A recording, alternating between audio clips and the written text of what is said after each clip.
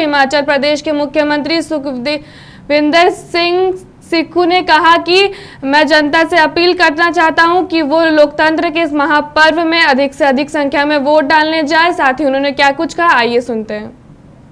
चरण का चुनाव है, किस तरह से आपकी उम्मीदें हैं?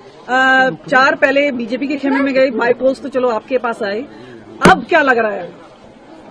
देखिए, सबसे पहले तो मैं हिमाचल की जनता से ये अपील करना चाहता हूं कि लोकतंत्र के इस महापर्व में अधिक से अधिक संख्या में वोट डालें। दूसरा, ये चुनाव 2 मुद्दों को लेकर हो रहा है।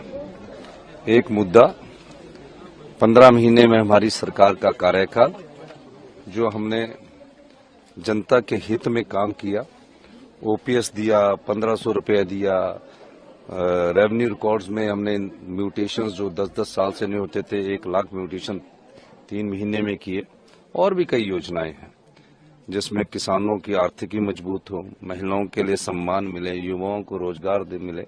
इन सब मुद्दों को लेकर हम जनता की अदालत में अपने 15 महीने का कार्यकाल हमने रखा। दूसरा मुद्दा, लोकतंत्र में जनता की ताकत जनबल है और धन की ताकत धनबल है। जनता की ताकत से जो सरकारें चुनकर आती है, उनको जनता चुनकर भेजती है कि 5 साल के लिए कार्य करें, और 5 साल के कार्यकाल के बाद हिमाचल की जनता इतनी जागरूक है कि अगर कार्य अच्छा नहीं करते तो बदल देती है। लेकिन 14 महीने में जिस प्रकार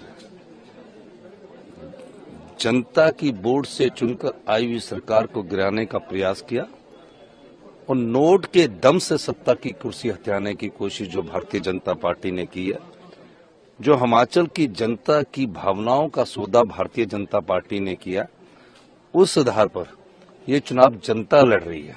ये चुनाव कोई सरकार बचाने के लिए नहीं है, सरकार बनाने के लिए भी नहीं है। हमारी सरकार अगले 3.5 साल पूरी चलेगी, लेकिन ये चुनाव जो है ये आम चुनाव ना होकर हिमाचल की जनता के लिए विशेष चुनाव है।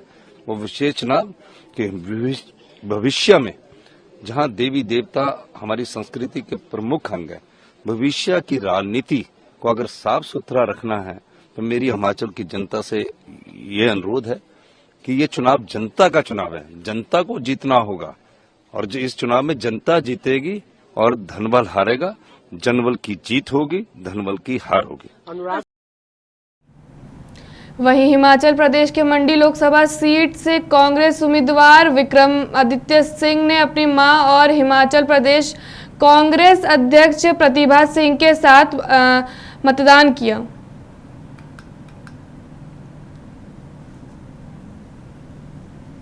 और इलाके की तरक्की करनी है, प्रदेश की तरक्की करनी है, और सभी मतदाताओं का मैं सबसे पहले तो विनम्र निवेदन करता हूं कि भारी से भारी संख्या में मतदान डालें। और हमें पूरा विश्वास है कि जो सकारात्मक तरीके से हमने चुनावी प्रचार किया है, मुद्दों की बात करी है, चाहे स्मार्ट सिटी की बात करी है, टनल्स के निर्माण की बात करी है, इंफ्रास्ट्रक्चर के निर्माण की बात करी है, मेडिकल कॉलेज के निर्माण की बात करी है, हर दृष्टि से हमने प्रदेश के हर वर्ग को हमेशा प्राथमिकता देने का प्रयास किया है। और पहले उनके मंत्री रहते हुए विधानसभा में भी उनके मुद्दे उठाए हैं, उन्हें पूरा किया है। और वैसे ही सभी के आशीर्वाद के साथ जब हम यहाँ से जीतेंगे तो यहाँ के विषयों को हम दिल्ली में भी पूरी मजबूती से उठाने का प्रयास करेंगे। जैसा कह रहे हैं कांग्रेस जीतेगी, मंडी पार्लियामेंट्री कॉन्स्टिट्यूंसी के लोग विक्रमादित्य को क्यों चुनेंगे, कंगना को क्यों नहीं? ये तो जनता ही तय करेगी कि हमें क्यों चुनेंगे और उनको क्यों नहीं चुनेंगे, मगर हमने ये जो चुनाव लड़ा है ये मुद्दों के ऊपर लड़ा है। उन्होंने जो चुनाव लड़ा है वो नकारात्मक सोच के ऊपर जो है पर्सनल अटैक्स करने पे लड़ा है। ना उनका कोई विजन है, ना उनकी कोई सोच है, ना उनकी कोई राजनीतिक अंडरस्टैंडिंग है, ना कोई इतिहास की अंडरस्टैंडिंग है, ना हिमाचल के मुद्दों के बारे में उन व्यक्ति को ज़्यादा जानकारी है। अब समय आ गया है, अपनी पैकिंग करना तैयार करे। 4 तारीख को यहाँ से बम्बई का टिकट कटना तय है। जो 400 पार का जो नारा है बीजेपी का, नेशनल पर्सपेक्टिव में what do you see, India alliance government form करेगी? दक्षिण भारत में साफ और उत्तर में हाफ। उससे अंदाजा लगाया जा सकता है कि भाजपा कहां पर है। समय बदलाव का है और बदलाव में हिमाचल प्रदेश भी उससे अभिज्ञ नहीं है। प्रदेश में भी बदलाव होगा और प्रदेश में भी चारों सीटें कांग्रेस पार्टी जीतेगी। वहीं मजीठा सिसोमणि अकेली दल के महासचिव विक्रम सिंह मजीठिया ने अपने पत्नी के साथ वोट किया। तस्वीरों में आप साफ देख सकते हैं किस तरीके से विक्रम सिंह ने अपनी पत्नी के साथ वोट डाला और किस तरीके से वो साथ भी दे रहे हैं और अपने मतदान का प्रयोग कर रहे हैं।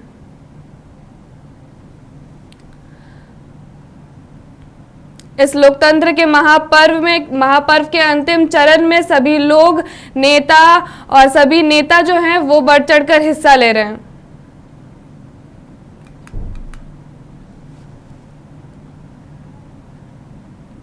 नागपुर कांग्रेस नेता नाना पाटले ने कहा कि इंडिया महागठबंधन की आज बैठक है कांग्रेस के अध्यक्ष मल्लिकार्जुन खड़गे ने बुलाई है। कल मल्लिकार्जुन खड़गे ने कहा कि राहुल गांधी प्रधानमंत्री बनना चाहिए।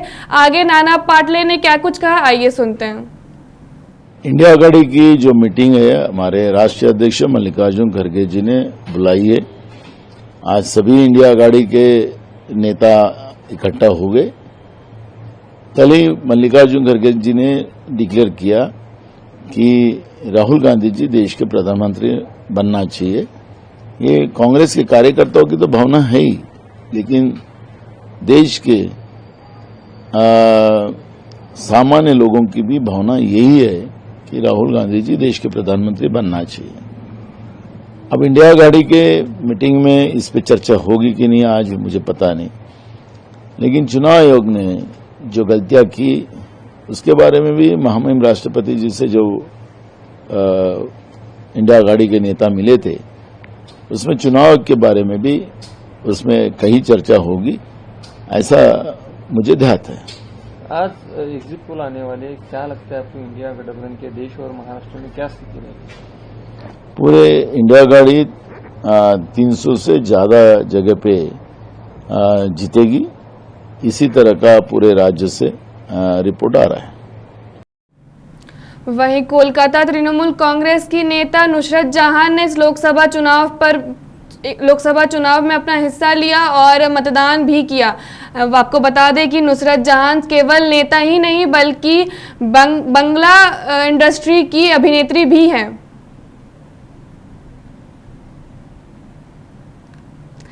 तस्वीरों में आप देख रहे हैं कि कैसे नुसरत जहां ने वोट किया और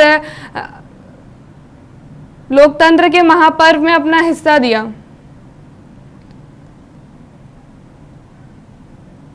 वहीं इस लोकसभा चुनाव में पटना के साहिब लोकसभा सीट से भाजपा उम्मीदवार रविशंकर प्रसाद ने वोट डाला।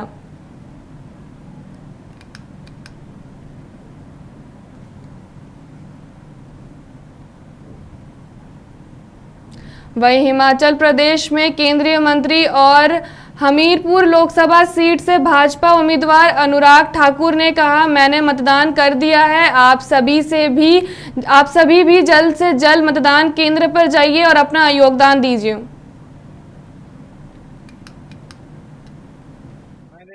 मतदान कर दिया है, आप भी लोकतंत्र के पर्व पर जाइए जल्दी से जल्दी अपने पोलिंग। जो विपक्षी दल हैं वो ये कह रहे हैं कि ये 150 में से बन जाएंगे, कुछ कह रहे हैं 250 भी नहीं। जनता के आशीर्वाद से हमने 2014 में 282, 2019 में 303, इनके पूर्ण बहुमत की सरकारें बनाई जो 1984 के बाद बनी। ये अपने आप में दिखाता है कि जनता ने बार बार विश्वास भारतीय जनता पार्टी पर किया, मोदी जी पर किया और इस बार भी जनता का पूरा आशीर्वाद मिलने वाला है। जहां तक मैं देख पा रहा हूं, हम हिमाचल की चारों सीटें लोकसभा जीतेंगे और 400 पार करके फिर एक बार विधानसभा में 6 सीटों पे भी चुनाव हो रहे हैं। हम चौके छक्के लगाने के लिए तैयार हैं। 4 के 4 लोकसभा, 6 के 6 विधानसभा उपचुनाव। तो उसके बाद तो सरकार का भी दावा आपके मतलब निश्चित तौर पर उसके बाद जो परिस्थितियां बनती हैं उस और है कि हिमाचल प्रदेश की सरकार जो भी रिजल्ट आता है उसके बाद उसका भविष्य को बहुत। सर कांग्रेस एग्जिट पोल का वो कर रही है, बाइकआउट कर रही है कि हम इसमें शामिल नहीं होंगे। ये अपने आप में दिखाता है कि कुछ राजनीतिक दलों ने चुनावी नतीजों से पहले ही हार मान ली है।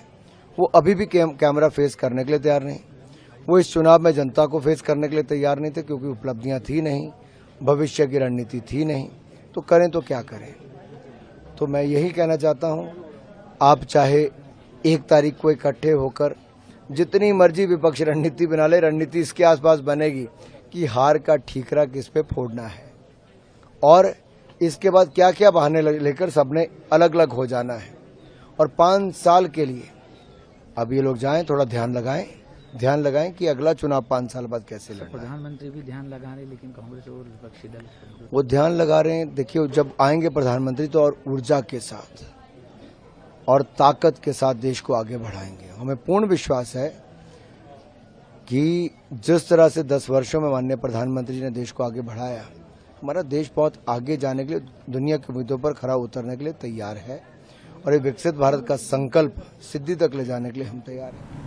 वहीं हिमाचल प्रदेश के मंडी लोकसभा सीट से भाजपा उम्मीदवार कंगना रनौत ने कहा कि मेरे सभी से अपील की है कि लोकतंत्र के इस महापर्व में बढ़ चढ़कर हिस्सा ले, साथ ही मोदी जी की लहर पूरी हिमाचल प्रदेश में है। आगे कंगना रनौत ने क्या कुछ कहा, आइए सुनते हैं।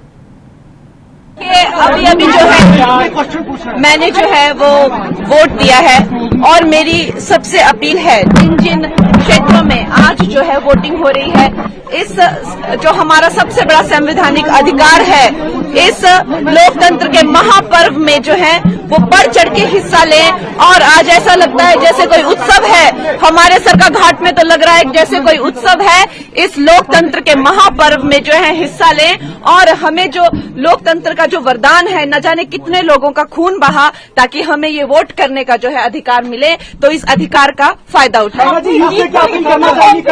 देखिए, हमारे लिए जो है ये जो मोदी की लहर है, ये समस्त हिमाचल प्रदेश में है। मोदी जी ने जो है इस बार कम से कम लगभग 200 रैलियां की हुई हैं, 2 महीने के छोटे से अंतराल में ना जाने 80-90 से ज्यादा इंटरव्यू किए हुए हैं और उनका जो काम है वो पूरे भारतवर्ष में जो उसकी गारंटी है, उनका लोहा जो है पूरा भारतवर्ष और हिमाचल प्रदेश भी मानता है।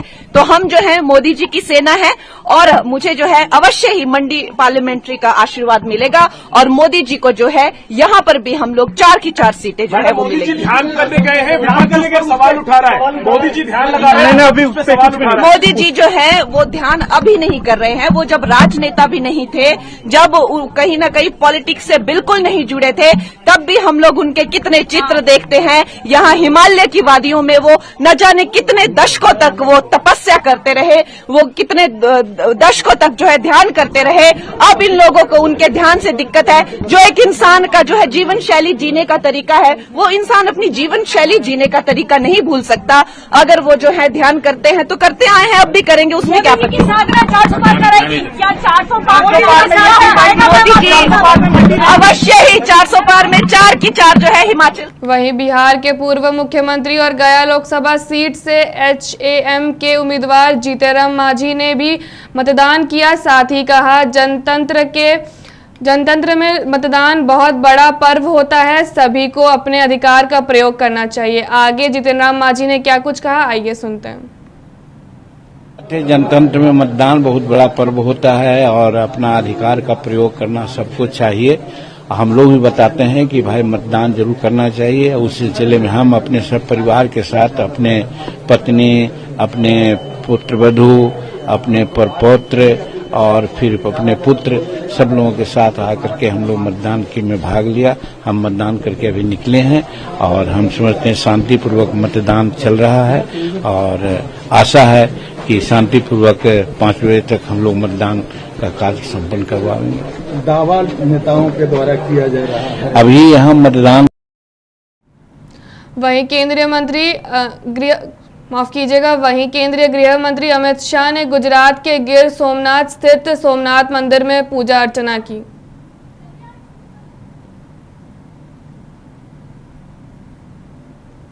आप तस्वीरों के माध्यम से देख सकते हैं कि किस तरीके से अमित शाह ने पूजा अर्चना की, साथ ही साथ वो अपने परिवार के साथ मंदिर में पहुंचे हैं और पूजा अर्चना कर रहे हैं।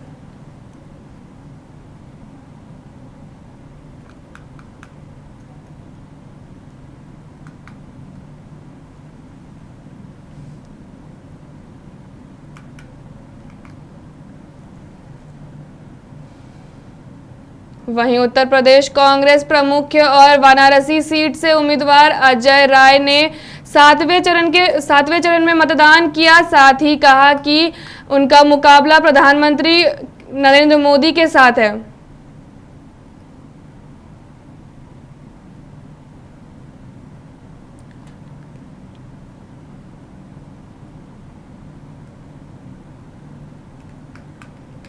वहीं झारखंड के गोड्डा लोकसभा सीट से भाजपा उम्मीदवार निशिकांत दुबे ने कहा कि आज की 57 सीट भाजपा जीत रही है। सभी हमारे आंकड़े करीब 360 के आसपास है। आगे निशिकांत दुबे ने क्या कुछ कहा, आइए सुनते हैं। ये 57 के 57 सीटें भारतीय जनता पार्टी जीत रही है। अभी तक जो है हम लोगों का आंकड़ा लगभग 360 के आसपास था। ये 57 जुड़ जाएगा तो 411 से लेकर 417 हो जाएगा। यहाँ पर सर क्या लग रहा है? यहाँ तो एक तरफा चुनाव है। आप तो घूम रहे हो, हमारे साथ चल रहे हो, आपको कहीं कुछ दिखाई दे रहा है? सेल्फी लेने के लिए भीड़ है, लोगों की भीड़ है, जय श्री राम का नारा लग रहा है, मोदी जी हर हर मोदी कर है। कहीं कोई वोट है क्या? किसी का कोई वोट नहीं है। ये चुनाव एक तरफा, और झारखंड में सबसे ज्यादा वोट से यदि कोई लोकसभा जीती जाएगी तो गोड्डा लोकसभा होगी। एक करके तो हमने कहा है कि मेरे पसंदीदा जो प्रधानमंत्री के लिए उम्मीदवार हैं वो राहुल गांधी चुनाव जीत जाए तब ना प्रधानमंत्री बनेंगे। पहले तो उनके चुनाव जीतने में ही जो है समस्या चल रही है। पहले जीत के आने दीजिए, उसके बाद फिर चर्चा होगी। हमारे यहाँ एक बड़ा अच्छा कहावत है, होता बहुत करवा खिस्सा, तो वाइफ होगी तब ना आप बातचीत करोगे भाई। तो पहले जीत कर आओगे एमपी के तौर पर, फिर आप बात करना। मोदी जी साधना करने के लिए कन्याकुमारी गए, उस पर भी कमेंट करा है कि वो घर पे भी कर सकते थे कन्याकुमारी। हाँ, मोदी जी हिंदू हैं, सनातन धर्म में विश्वास करते हैं। हमारे जैसे लोग गर्व करते हैं कि मोदी जी विश्व के सबसे लोकप्रिय नेता हैं, और भारतीय जनता पार्टी का एक एक कार्यकर्ता, उसको हिंदुत्व पर, हिंदू पर, सनातनी होने पर गर्व है। और कोई ऐसा नहीं है कि जो नेतागिरी चलती है कि टोपी पहनने से हम मुसलमान नहीं हो जाते हैं, और मुसलमान को यदि टीका लगा दे तो वो हिंदू नहीं हो जाता है।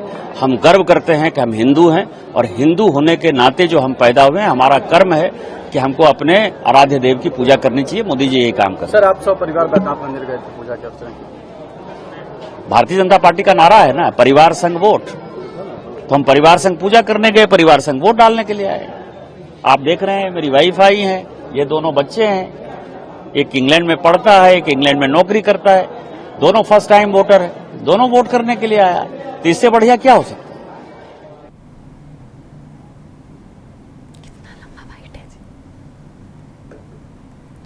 वहीं बिहार के पूर्व उप मुख्यमंत्री और राजद नेता तेजस्वी यादव ने कहा कि मैं लोगों से अपील करूंगा कि वो घर से निकले, और जो लोग संविधान, आरक्षण, लोकतंत्र को खत्म करना चाहते हैं उन्हें वोट से चोट देकर काम करें।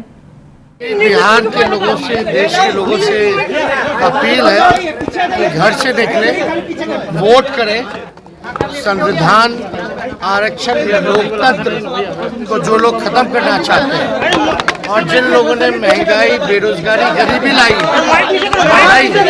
उनके खिलाफ वोट का चोट करें और घर से निकलें। देखिए, ये देश को बनाने का चुनाव, और इस लोकतंत्र के पर्व में ज्यादा से ज्यादा लोग जो भागीदार बने वोट देकर के, ये हम लोगों की इच्छा है। सर के ऊपर जा रहा है, नीचे करो सर के ऊपर। देश का संविधान, लोकतंत्र जो बाबा अम्बेडकर ने जो लिखा है, आज हम सब लोगों को मिलकर उसकी हिफाजत की घड़ी आई है, और इसको हम लोगों को हिफाजत करना है, बचाना है, और देश को आगे बढ़ाना है। तो हम लोग तो एकदम टनाटन, सब लोग पूरा बिहार का मिजाज टनाटन है।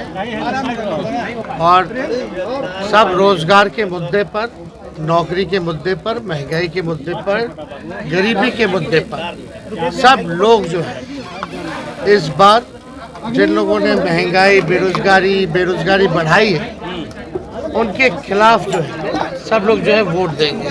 आप ये बताइए, आप जा रहे हैं बैठक में, बैठक में जा रहे हैं, क्या एजेंडा है? आप दिल्ली बैठक में जा रहे हैं, क्या एजेंडा है बैठक का? देखिए वो तो आज बैठक 3 बजे से है। बैठक के बाद जो है हम लोग इस पे एग्जिट पोल जरूर आप लोगों को बताएंगे कि क्या बात है।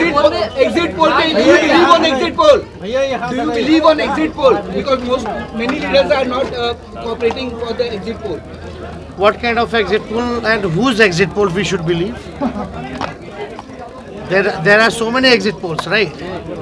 So we should wait for the 4th June and what we have seen in ground, and we have a belief and faith in people of India that this time India Gathbandhan, India Alliance is coming to form a government on 4th June and NDA is going soon.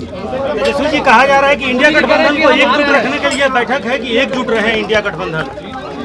अरे आप छोड़िए अभी सबके चर्चा, आज लोकतंत्र है, बैठक के बाद खेला होगा क्या?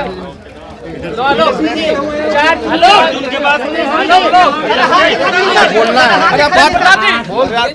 वहीं बिहार के आरजेडी नेता तेज प्रताप यादव ने अंतिम चरण में पटना के एक मतदान केंद्र पर मतदान किया।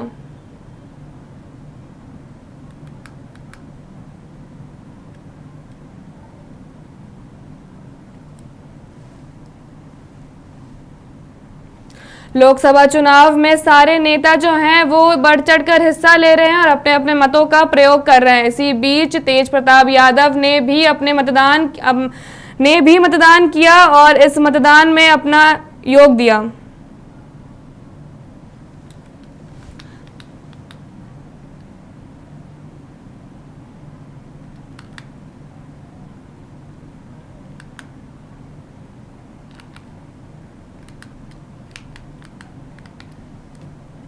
वहीं हिमाचल प्रदेश में भाजपा के राष्ट्रीय अध्यक्ष जेपी नड्डा ने कहा, जनता ने एक ही बात ध्यान में रखी है कि मोदी की गारंटी मतलब गारंटी पूरी होने की गारंटी है। आगे जेपी नड्डा ने क्या कुछ कहा, आइए सुनते हैं। ये वो लोग हैं जो नेगेटिविज्म में ही जिन्होंने राजनीति की है, उनसे अपना तो कुछ होता नहीं है, अपने तो बारे में तो कुछ कह नहीं सकते कि हम ये कमा करके लाएंगे, हम ये आगे बढ़ेंगे। तो ये हमेशा लोगों को नेगेटिविज्म की तरह शक पैदा करना, भ्रम पैदा करना, गुमराह करना, रास्ते से भटकाना, समाज को बांटना, समाज को तोड़ना और फूट डालो राज करो, ऐसी प्रिंसिपल्स पर तो ये 75 साल चले हैं। ये तो मोदी जी ने पॉजिटिव नोट पर देश को आगे बढ़ाने का काम किया है और सक्षम भारत, सामर्थ्यवान भारत, आत्मनिर्भर भारत इस ओर ले जाने का काम किया है। ये लोग तो इस तरीके से काम करते हैं जो कि किस तरीके से लोग बटे रहें और इनको वोट बैंक की राजनीति मिल जाए, तुष्टीकरण हो जाए, एक साइजेबल चंक मिल जाए, जिसके आधार पर राजनीति करते रहें। सर, ये एक ऐसा चुनाव था जिसमें लोगों ने अपने जो भी उनका घोषणा पत्र था उसके इतर जाके बाकी मुद्दों पे अपने चुनाव प्रचार किए। भाजपा की ओर से भी कई मुद्दे रहे, विपक्ष ने भी कई ऐसे मुद्दे उठाए जो कि उनकी घोषणा पत्र में भी नहीं। तो आपको क्या लगता है कि इन चुनाव में कौन से मुद्दे ऐसे रहे जो जनता के दिमाग में घर कर गए और जनता ने उनको ध्यान में रखा? जनता ने एक ही बात ध्यान में रखी, मोदी की गारंटी मतलब गारंटी पूरी होने की गारंटी। देश सुरक्षित है, देश संबल हाथों में है, मजबूत हाथों में है। देश मोदी जी के नेतृत्व में एक मजबूत सरकार चला रहा है और भारत को सक्षम बना रहा है, आत्मनिर्भर बना रहा है। इसी के लिए वोट पड़ा है। और कुछ विषय कांग्रेस ने भ्रम डालने का प्रयास किया, जैसे उन्होंने अपने मैनिफेस्टो में माइनॉरिटीज को हम स्पेशल प्रेफरेंस देंगे। माइनॉरिटीज का मतलब उनके लिए मुस्लिम है, मतलब तुष्टीकरण है, मतलब सेकुलरिज्म से भटकाने की बात है। असल सेक्युलर तो मोदी जी हैं जिन्होंने सारी योजनाएं दी और कभी नहीं कहा कि किसी धर्म को दिया और किसी धर्म को नहीं दिया, सबको दिया, सबको एक साथ पिरो करके लाए। लेकिन ये स्पेशल ट्रीटमेंट, ये तुष्टीकरण, ये डिवाइड एंड रूल की बुनियाद रखी। ऐसी बातों को जब रखी तो भारतीय जनता पार्टी एक जिम्मेवार पार्टी के तरीके से इन बातों को काउंटर करती है और हम काउंटर करने में सफल रहे हैं। सर, भाजपा बहुत शुरुआती दौर से करीब 2-3 दशक से लगातार ये बात कहती आई है कि हम 370 हटा देंगे, राम मंदिर बनवाने की बात थी। ये पहली बार इस चुनाव में आप गए हैं जब आपने वो अपना वादा और अपनी महत्वाकांक्षा पूरी की है, तो जनता ने कितना सपोर्ट किया इन मुद्दों, खासकर 370 को हटाने को और राम मंदिर बनाने को? पूरे देश ने। हालांकि राम मंदिर हमारे लिए आस्था का विषय है, राम मंदिर हमारे लिए वोट का विषय नहीं है, राजनीति का विषय नहीं है। धारा 370 हमारे लिए देश का विषय है और वो कोई वोट की दृष्टि से नहीं, लेकिन सारा देश के साथ खड़ा रहा है और सबको समझ में आया कि राष्ट्रवादी पार्टी भारतीय जनता पार्टी ने ये दोनों भारत का गौरव भी बचाया है, राम मंदिर बना करके भारत की विरासत, भारत की संस्कृति, उसकी रक्षा की है और धारा 370 इसको हटाने से देश मजबूत हुआ है, एकीकृत हुआ है। सर, देश में भाजपा के कुछ ऐसे प्रदेश हैं, पारंपरिक प्रदेश, जहां भाजपा ने हमेशा ही अच्छी बढ़त रखी है, अच्छी सीटें पाई है। 2014-2019 में तो कई स्टेट्स में स्वीप भी किया है, बीजेपी ने विपक्ष 0 रहा है। इस बार कौन से ऐसे प्रदेश हैं जो लगता है भाजपा के पक्ष में जाएंगे नए सिरे से और देश को चौंकाएंगे, लोगों को चौंकाएंगे? देखिए, पहली बात तो यह है कि जो हमारी पुरानी स्टेट्स हैं जहां हम भारतीय जनता पार्टी जीतती रही है वहां हम मेंटेन करेंगे, वहां हम रिटेन करेंगे, वहां हमारी सारी सीटें हम जीत करके आएंगे।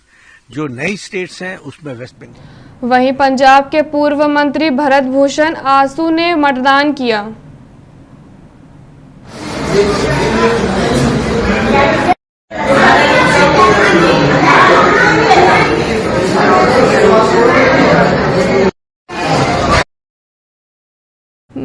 पंजाब के पूर्व मंत्री भरत भूषण ने भी मतदान किया और इस महापर्व में अपना हिस्सा प्रयोग किया।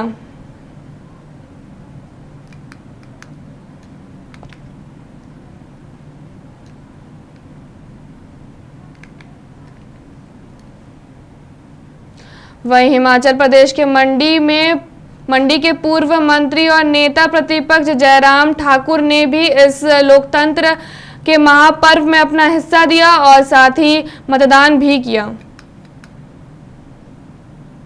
आप तस्वीरों के माध्यम से देख सकते हैं कि जयराम ठाकुर ने मतदान किया और कितने उत्साह के साथ वो मतदान किए हैं।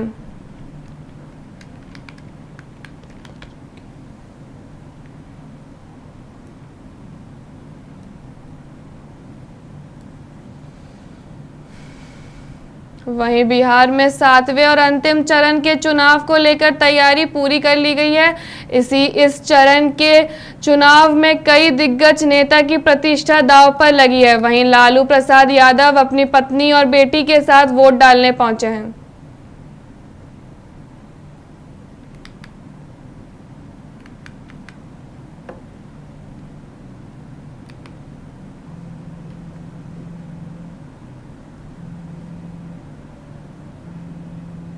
वहीं सम्राट चौधरी का बयान से लोगों से अपील की है कि वो घर से निकले और इस लोकतंत्र के महापर्व में अपना हिस्सा दे।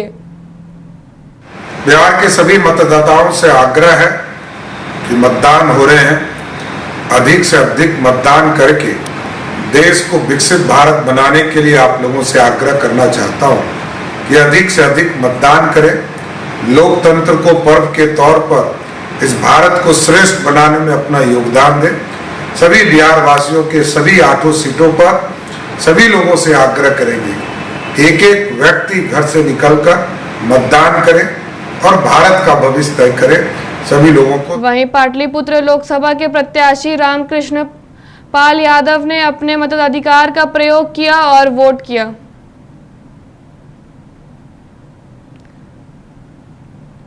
वहीं पाटलिपुत्र लोकसभा के प्रत्याशी रामकृपाल यादव ने अपने मताधिकार का प्रयोग किया और साथ ही साथ मतदान केंद्र पर जाकर अपना मत भी दिया।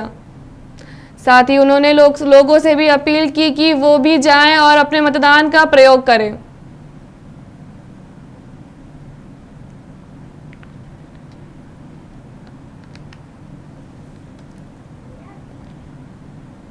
वहीं पटना साहिब संसदीय क्षेत्र फतुहा विधानसभा में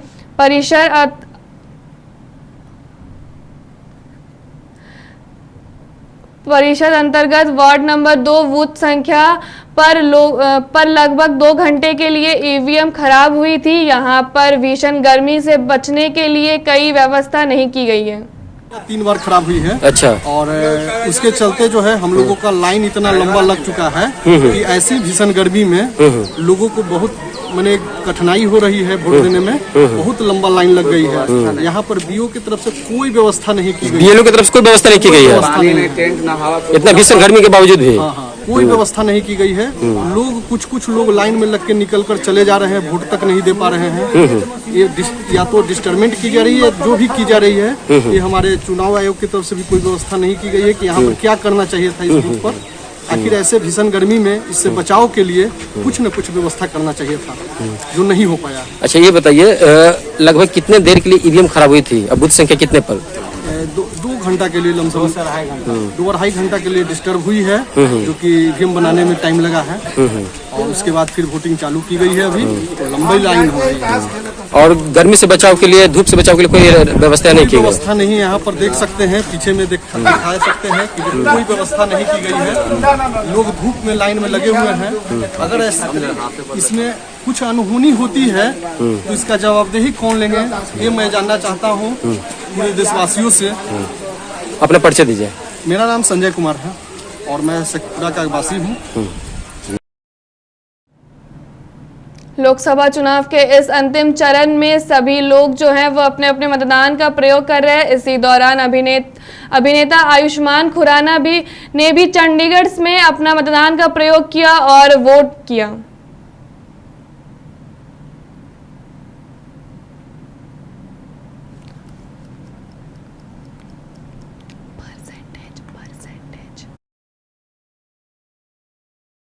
राइट और ये हमेशा हमें करना चाहिए। 2024 लोकसभा इलेक्शंस, यही बोलना चाहता हूँ कि पहली बार मुझे भी याद है, 18 साल का था, पहली बार वोट दिया था, साइकिल पे गया था, घर के पास ही पोलिंग स्टेशन था। तो आई थिंक वो एक्साइटमेंट रहती है। 18 ईयर ओल्ड को आपको एक सेंस ऑफ एम्पावरमेंट होती है कि आप देश की डेमोक्रेसी में अपने लीडर का चयन करने में हिस्सा ले रहे हैं। So it's a big deal. क्या लगता है आप सबको वोट करना चाहिए? वोट थोड़ी कम हो रही है। हाँ, इस बार आई थिंक मुंबई में तो बहुत कम वोट हुई है। सबसे कम शायद मुंबई में हुई है, लेकिन वोट हमेशा करनी चाहिए। चंडीगढ़ में कम है इस बार। मैं तो गर्मी बहुत ज़्यादा है, लेकिन अब क्या कर सकते। आई थिंक अगर आप ऑफ कोर्स स्पेशली मुंबई से वोट देने आए हैं, और मुझे लगता है ये राइट हर एक को एक्सप्रेस करना चाहिए। नहीं तो हमें कंप्लेन करने का कोई हक नहीं है अगर हम अपने चहेते लीडर या फिर जो हमें सर्व करने वाले अगले 5 साल उनको अगर वोट ना दें तो।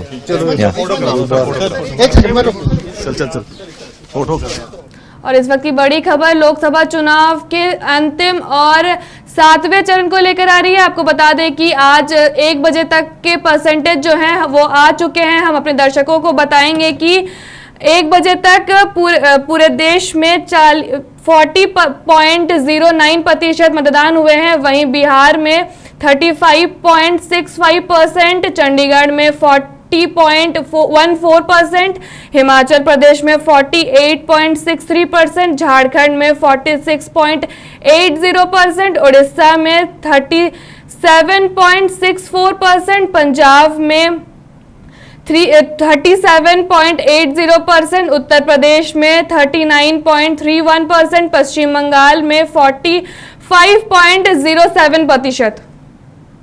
तो मेरे साथ इस बुलेटिन में इतना ही। मुझे दीजिए इजाजत। नमस्कार।